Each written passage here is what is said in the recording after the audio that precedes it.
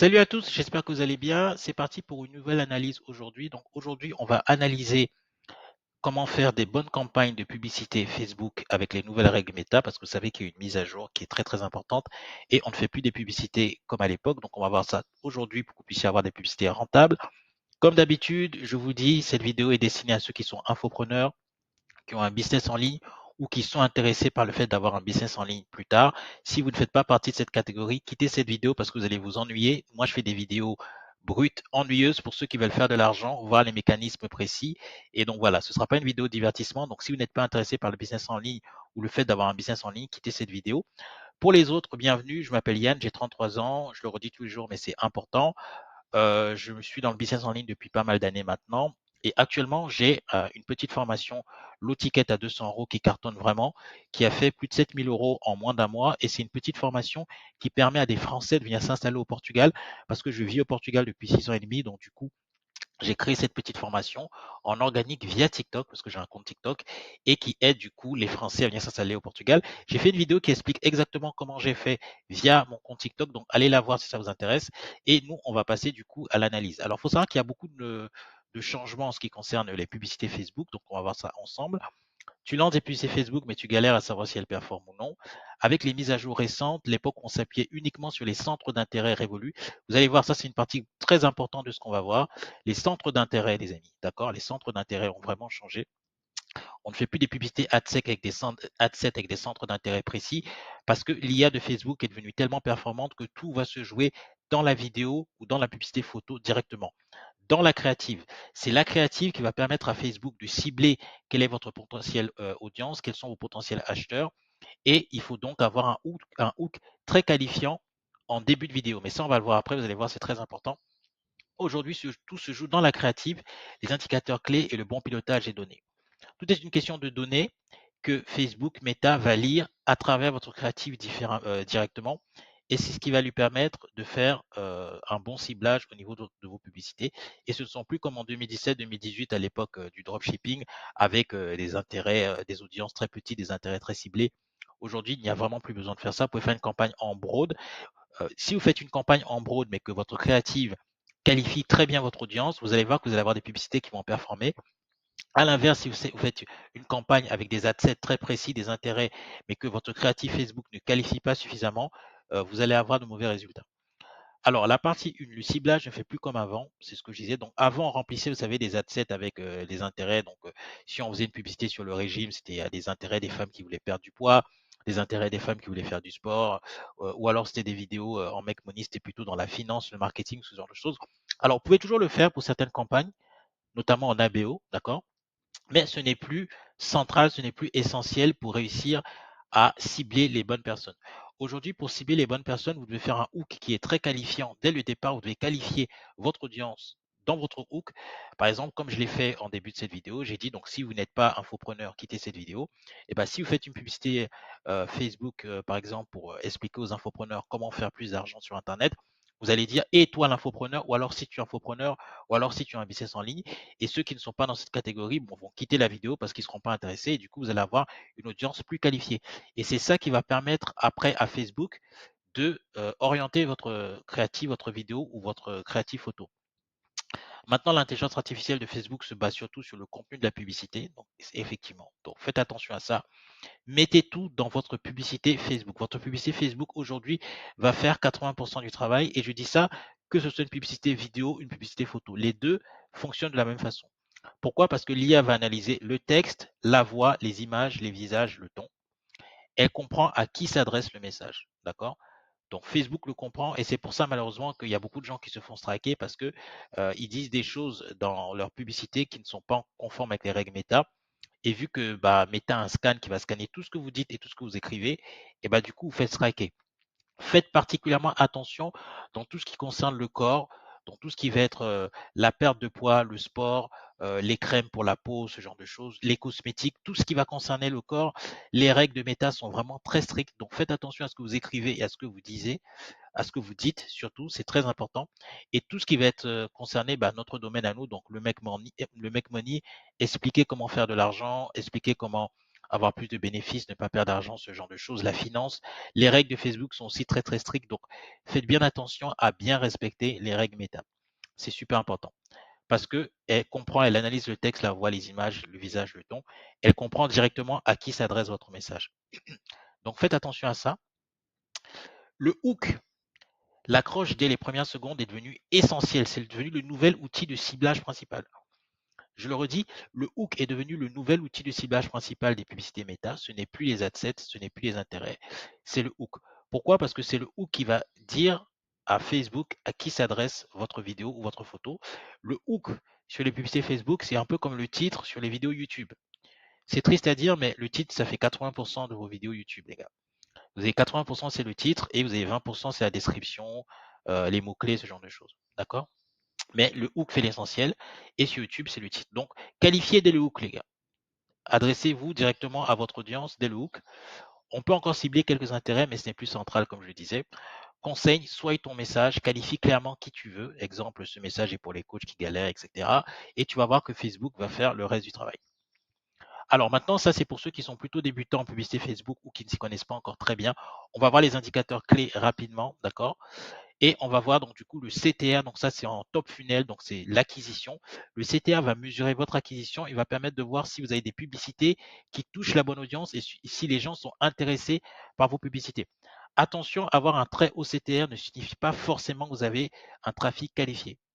Parce que vous pouvez avoir une publicité qui va générer beaucoup de clics, mais c'est des clics qui ne sont pas très qualifiés, donc faites attention. Comme je l'ai dit, plus vous allez qualifier votre audience avec un hook précis, plus vous allez avoir un CTA qui va ramener du trafic qualifié. C'est possible d'avoir un CTA qui soit un peu plus bas, mais qui qualifie beaucoup en lead, plutôt qu'avoir un CTA qui soit très haut, mais qui vous donne des leads qui sont de pas très bonne qualité. Donc faites attention. Donc le CTA, donc click-through rate, c'est le taux de clic sur la pub. Alors on dit en général, mais ça peut varier, mais que le minimum c'est 1%. À partir du moment où vous avez 1%, donc une personne sur 100 qui clique sur votre publicité, c'est que vous avez réussi votre travail. Mais je vous conseille plutôt d'être à 2%, 2% et demi, d'accord? Moi, sur ma dernière formation, je vais vous montrer tout à l'heure, vous allez voir, je suis à plus de 4%. C'est une formation sur la perte de poids que je suis en train de lancer en ce moment et je suis à plus de 4% dessus. D'accord? Mais si vous avez 1% déjà, c'est très bien. En dessous, change la créative, pas les cibles.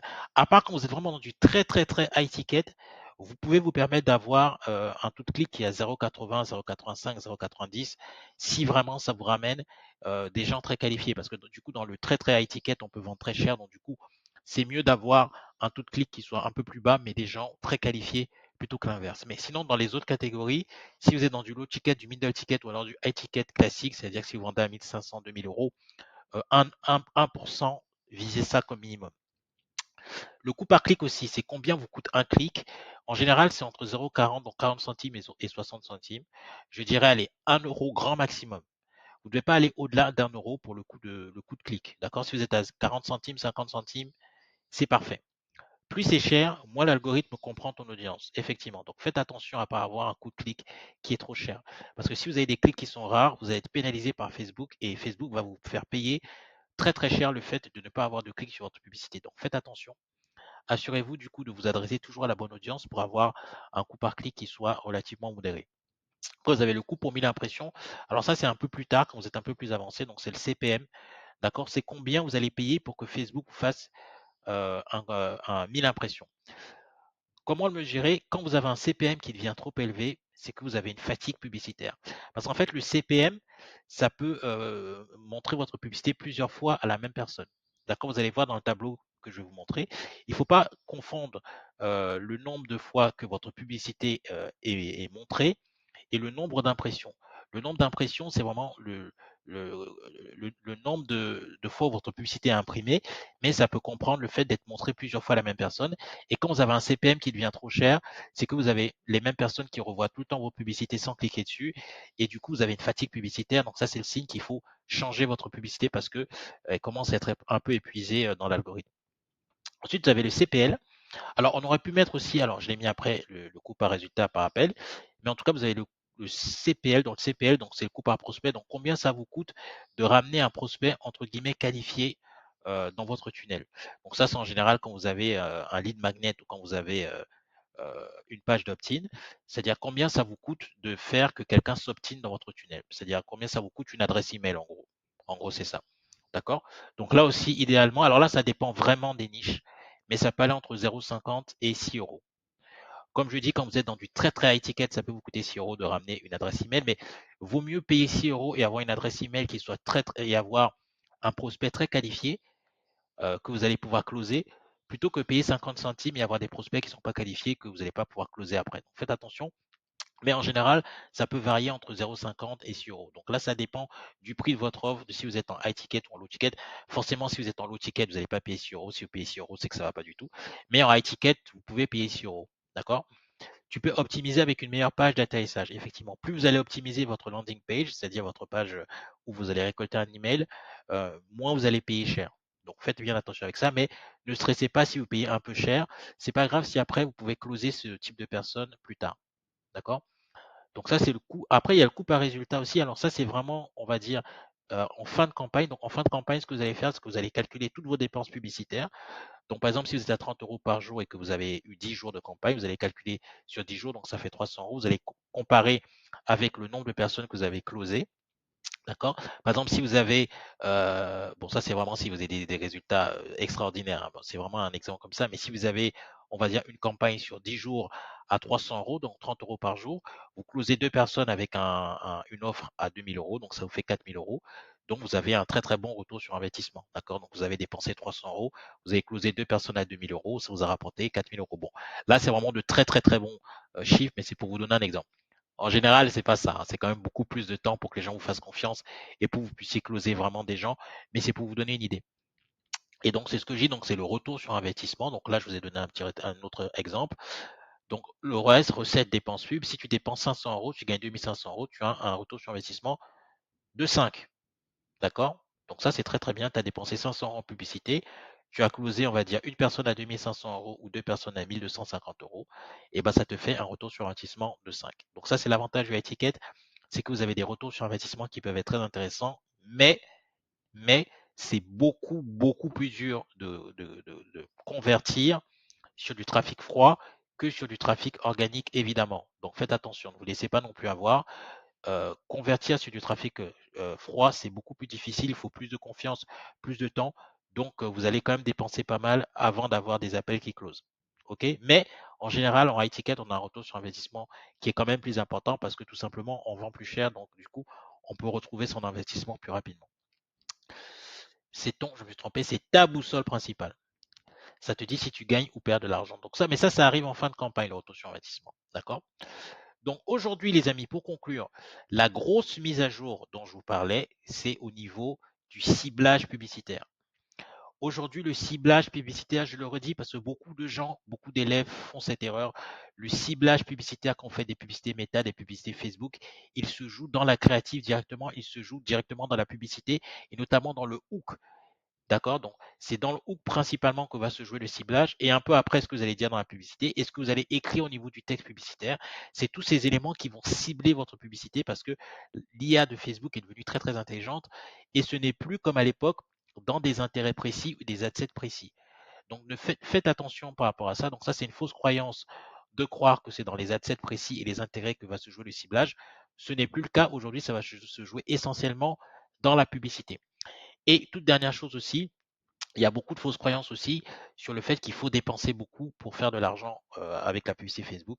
C'est totalement faux. Si vous avez un bon ciblage, que vous avez des prospects qui sont qualifiés, vous n'avez pas besoin de dépenser énormément d'argent pour réussir à avoir un retour sur investissement. Donc faites attention, ciblez bien vos publicités, faites des hooks qui vont vraiment toucher votre audience cible et vous allez voir, après il faut un bon tunnel aussi évidemment, mais si vous avez un bon tunnel, des publicités qui touchent votre audience cible, vous allez voir que vous aurez des appels qui vont closer ou alors vous aurez des ventes tout simplement sur votre page de vente. Donc voilà, alors j'aurais bien aimé vous montrer quand même ma campagne publicitaire actuelle, mais j'ai l'impression qu'il y a un petit souci. Est-ce que ça part? Ça veut pas quand je passe sur Facebook, hein. Ça veut pas me mettre.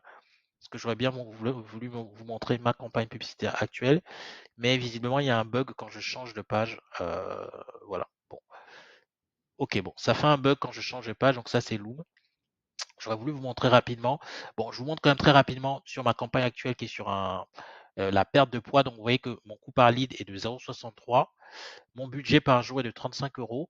J'ai dépensé 143 euros pour l'instant.